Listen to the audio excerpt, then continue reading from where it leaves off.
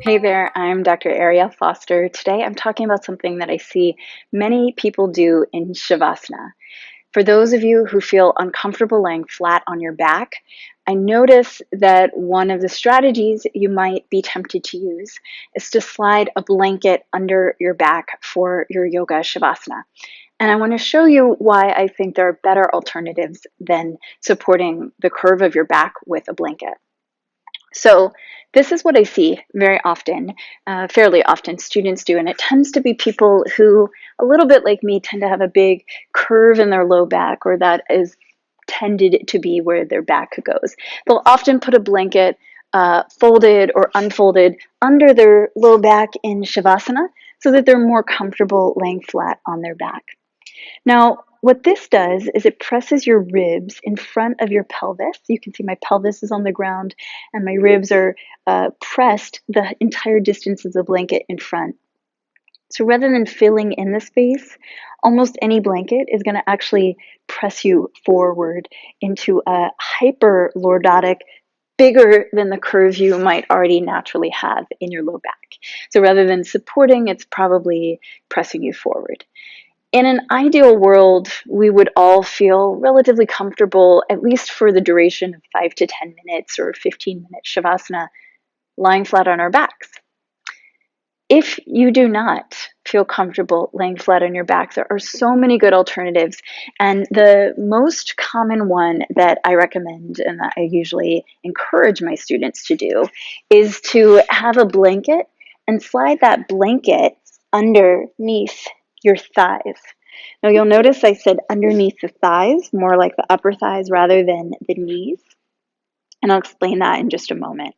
But what this does is it settles my ribs, the back of my ribs. My 12th rib is probably touching the floor or very, very close to it. So if I do have a tendency to be hyperlordotic, it's often coming from the pelvis shifting forward. And so this actually helps the pelvis to settle back, to shift back. And it's a little bit of a strain counter-strain technique to relax your psoas.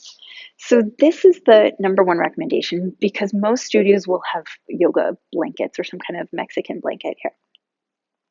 So if that doesn't work for you, then the next stage would be to take something a little bigger.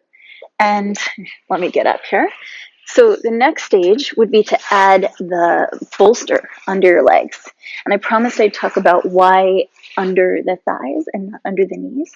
And the reason for that is because under the thighs, and you can angle your bolster a little bit, actually gives a little bit more direct support to the hip sockets themselves, and it doesn't put any of the pressure on the back of the knees, which is a very sensitive zone with a lot of nerves and blood vessels going through. It's called the popliteal fossa, the back of the knee. So this is a really luxurious opportunity for some people, and you can obviously combine the blanket and the block, the blanket and the bolster together to give you even a little bit more of that settling of your low back into the ground. And so that should help to relax the musculature here, anything that might be a little tight. Now, I would only give, as you might imagine, I'm only interested in seeing the amount of support that your body needs to be comfortable for the duration of time. I don't think we should be reinforcing patterns in our bodies that maybe aren't that useful. So a hyperlordotic big back bend in your natural standing posture or in your natural supine posture laying on your back doesn't mean that you should be accommodating it all the time, because you may in fact be reinforcing it. So the last option, so you've got option number 1 with the blanket roll, option number 2 with the bolster, option number 3. And this one is for if your low back really does feel really tight still with both of those. You can slide a strap around your knees, and the strap, by the way, is optional because you can just bend your knees and set your feet flat and allow the knees to rest on one another. But the strap gives you the opportunity to kind of push out, relax into it a little bit, and feel really supported with your thighs parallel to one another. So these are the 3 variations for Shavasana. I want to offer one additional bonus, which is you can use your blanket to fill in that same gap under the neck if you need a little bit more encouragement to stay on your back, or if you find that you're laying down and your chin lifts up nice and tall. So you can lengthen the back of your neck by just filling in the gap and kind of pulling your ponytail or your blanket that way. So this is a perfectly valid way to practice Shavasana, or hands to the belly. I'll tell you this, that I also sometimes see people taking Shavasana in a way that is attempting to change their bodies. And that could be Supta Baddha Konasana with the soles of the feet together and the knees wide, unsupported. In that case, I would suggest placing a blanket or a block under each thigh and allowing that to be a supported shape rather than an unsupported shape.